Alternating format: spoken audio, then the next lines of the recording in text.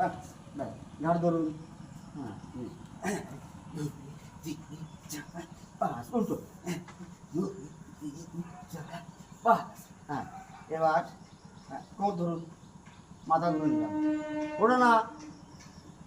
হ্যাঁ, 1 2 3 4 5 6 সোজা 7 8 1 2 3 4 5 6 7 8 মানে সামনে পিছনে ডাইনে ভাই। আবার আমার দিকে দেখে নিন, আপনি হঠাৎ পারবেন না এটা। এই দেখুন 1 2 3 4 5 6 7 8 1 2 3 4 5 6 7 8।